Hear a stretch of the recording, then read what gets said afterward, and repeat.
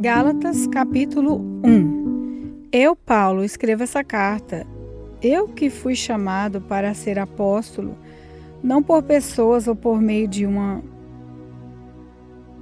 pessoa, mas por Jesus Cristo e por Deus, o Pai, que ressuscitou Jesus da morte. Todos os irmãos que estão aqui comigo mandam saudações às igrejas da Galácia. Que a graça e a paz de Deus, o nosso Pai, e do nosso Senhor Jesus Cristo estejam com vocês. Em obediência à vontade de nosso Deus e Pai, Cristo se entregou para ser morto a fim de tirar os nossos pecados e assim nos livrar deste mundo mau. A Deus seja a glória para todos sempre. Amém. Estou muito admirado com vocês, pois estão abandonando tão depressa aquele que os chamou por meio da graça de Cristo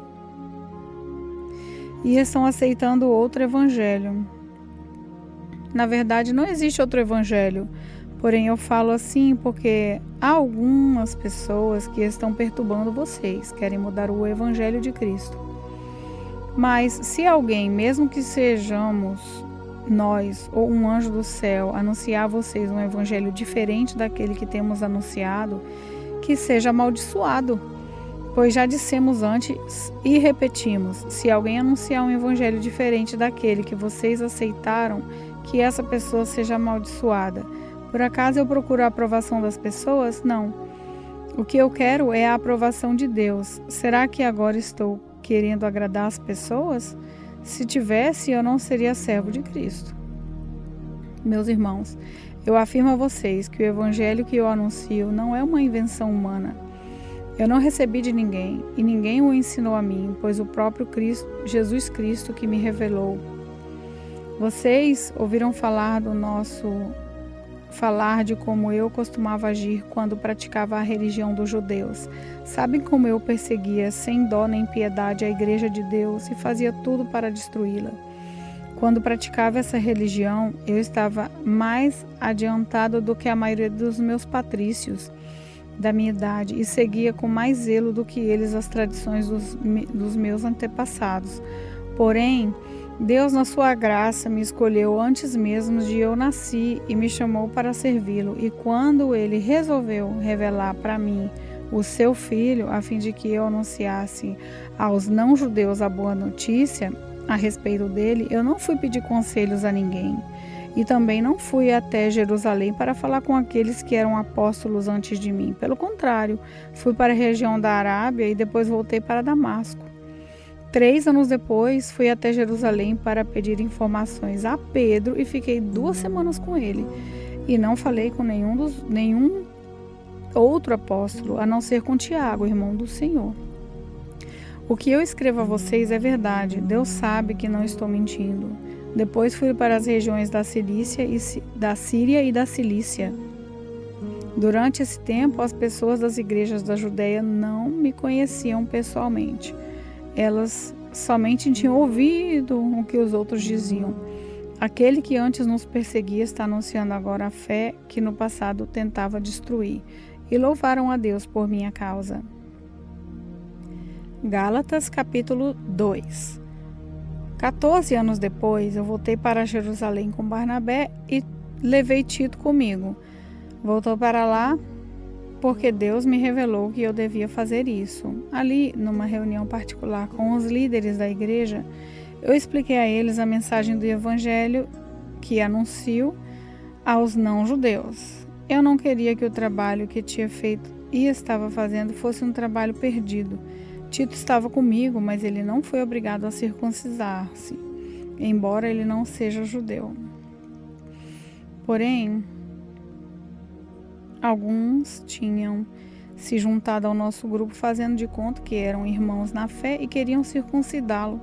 Eram homens que tinham entrado para o grupo como espiões a fim de espiar a liberdade que temos por estarmos unidos em Jesus Cristo e para nos tornar escravos de novo. Mas em nenhum momento nós cedemos, pois queríamos que vocês tivessem o verdadeiro evangelho. E aqueles que pareciam ser os líderes da igreja, digo isso porque Para mim, não importa o que eles eram, pois Deus não julga pela aparência. Aqueles líderes, repito, que não me deram nenhuma ideia nova. Pelo contrário, eles viram que Deus me tinha dado a responsabilidade de anunciar o Evangelho aos não-judeus, assim como tinha dado a Pedro a responsabilidade de anunciá-lo aos judeus. Pois, pelo poder de Deus, fui feito apóstolo para anunciar o Evangelho aos não-judeus, assim como Pedro foi feito apóstolo para anunciar o Evangelho aos judeus. Por isso, Tiago, Pedro e João, que eram considerados os líderes da igreja, reconheceram que Deus me tinha dado essa tarefa especial e, como sinal de que éramos todos companheiros, eles deram a mim e a Barnabé um aperto de mãos. E todos nós combinamos que eu e Barnabé iríamos trabalhar entre os não-judeus e eles, entre os judeus. Eles nos pediram só uma coisa, que lembrássemos dos pobres das igrejas deles, e isso eu sempre tenho procurado fazer.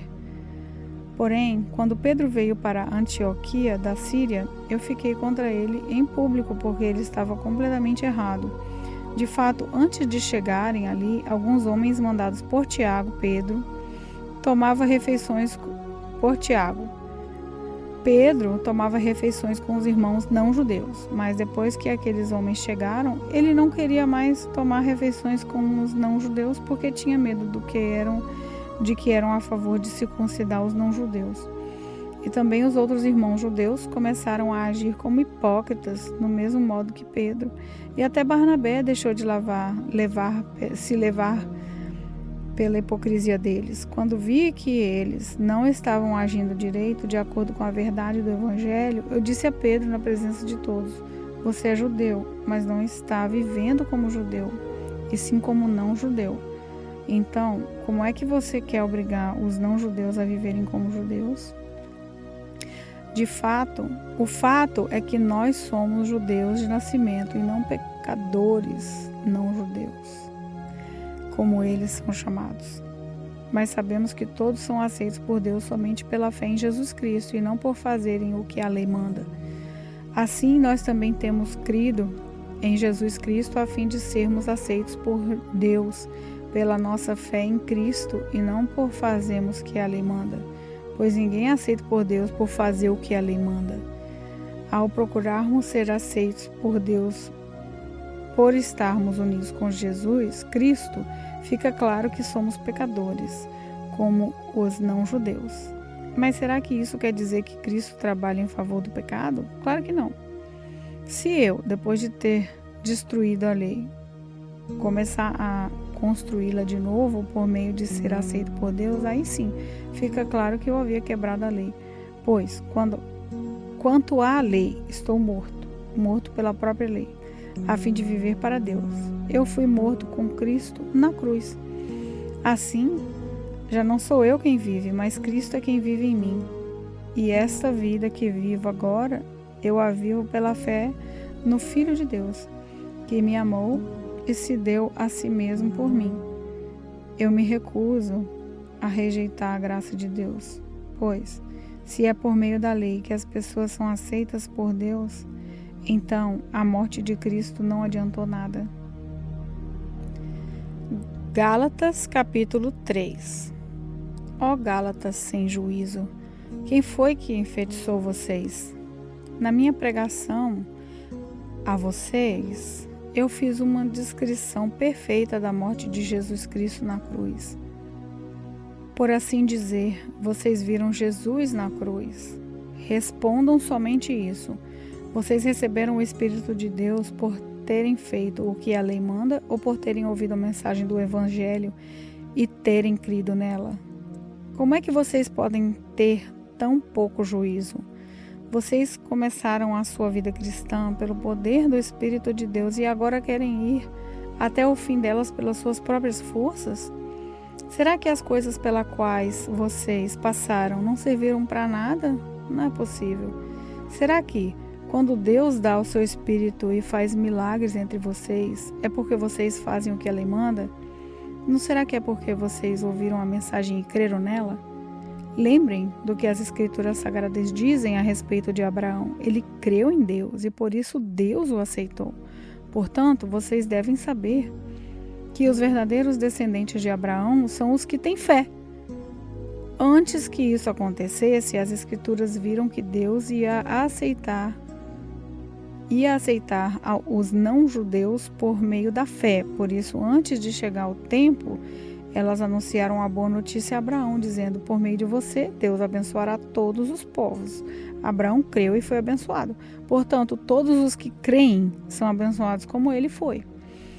Os que confiam na sua obediência à lei estão deixando debaixo da maldição de Deus, pois as Escrituras Sagradas dizem que não obedece sempre a tudo o que está escrito no livro da lei está debaixo da maldição de Deus. É claro que ninguém é aceito por Deus por meio da lei, pois as Escrituras dizem: viverá aquele que, por meio da fé, é aceito por Deus. Mas a lei não tem nada a ver com a fé, pelo contrário, como dizem as Escrituras: viverá aquele que fizer o que a lei manda.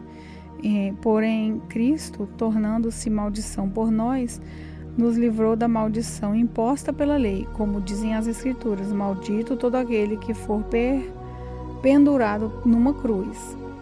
Cristo fez isso para que a bênção de Deus, que Deus prometeu a Abraão, seja dada por meio de Jesus Cristo aos não-judeus e para que todos nós recebamos, por meio da fé, o Espírito que Deus prometeu. Meus irmãos, vou usar um exemplo da vida diária. Como duas pessoas combinam alguma coisa e assinam um contrato. Ninguém pode quebrá-lo ou acrescentar qualquer coisa a ele, pois Deus fez as suas promessas a Abraão e ao seu descendente. Quando as Escrituras dizem que Deus fez as suas promessas a Abraão e à sua descendência, elas não querem dizer que se trata de muitas pessoas, mas de uma só, isso é Cristo. O que eu quero dizer é o seguinte: Deus fez uma aliança com Abraão e prometeu cumpri-la. A lei foi dada 430 anos depois. Não pode quebrar aquela aliança quem anular a promessa, nem anular a promessa de Deus. Porque se aquilo que Deus dá depende da lei, então o que ele dá já não depende da sua promessa. Mas o que Deus deu a Abraão, ele deu porque havia prometido. Então, por que é que foi dada a lei? Ela foi dada para mostrar as coisas que são contra a vontade de Deus. A lei devia durar até que viesse o descendente de Abraão, pois a promessa foi feita a esse descendente. A lei foi entregue por anjos e o homem serviu por intermediário. Porém, não é preciso haver intermediário quando se está falando de uma só pessoa, a Deus, e Deus é um só. Será que isso quer dizer que a lei é contra as promessas de Deus? Claro que não. Porque se tivesse sido dada uma lei que pudesse dar vida às pessoas, então elas seriam aceitas por Deus por obedecerem a ela. Porém, as Escrituras Sagradas afirmam que o mundo inteiro está dominado pelo pecado, e isso para que as pessoas que creem recebam o que Deus promete aos que têm fé em Jesus Cristo. Mas antes que chegasse o tempo da fé, nós éramos prisioneiros da lei, até que fosse revelada a fé que devia vir. Assim, a lei ficou tomando conta de nós até que Cristo viesse para podermos ser aceitos por Deus e por meio da fé. Agora que chegou o tempo da fé, não precisamos mais da lei para tomar conta de nós, pois, por meio da fé em Jesus Cristo, todos vocês são filhos de Deus, porque vocês foram batizados para ficarem unidos em Cristo e assim se revestiram com as qualidades do próprio Cristo. Desse modo, não existe diferença entre judeus e não-judeus, entre escravos e pessoas livres, entre homens e mulheres. Todos vocês são um só por estarem unidos com Cristo Jesus. E, já que vocês pertencem a Cristo, então são descendentes de Abraão e receberão aquilo que Deus prometeu.